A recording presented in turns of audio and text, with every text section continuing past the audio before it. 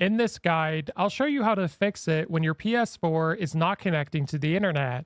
So the first thing you want to do is press and hold the PlayStation button on your controller, and you want to select power and turn off your console. Now while you're doing this, also unplug the power from your home network for 30 to 60 seconds and plug it all back in, and turn on your PS4 and see if it fixed it. Now if not, what you want to do is go to settings in the top right, and we're going to scroll down and select network. And then what you want to do is test your internet connection and view the status of PlayStation Network services to see if it's down. Now you want to go to setup connection if that's not the issue, and you can select Wi-Fi or LAN cable. I do recommend LAN cable. It's going to be faster and give you a more stable connection. But if you're using Wi-Fi, select use Wi-Fi.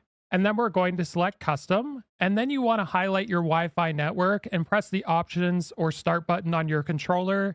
And under Wi-Fi frequency bands, what you want to do is select 5 gigahertz if your PS4 is close to your router. And if it's far away, select 2.4 gigahertz. Now, once you've done this, you want to go back and then select your Wi-Fi network. Now for IP address settings, select automatic and DHCP hostname do not specify. And you could try a custom DNS setting by going to manual. And a very popular one that's fast and can improve your internet speed is the Cloudflare DNS. So under primary DNS, you'd want to type in 1.1.1.1. And then for the secondary DNS, you'd want to type in 1.0.0.1.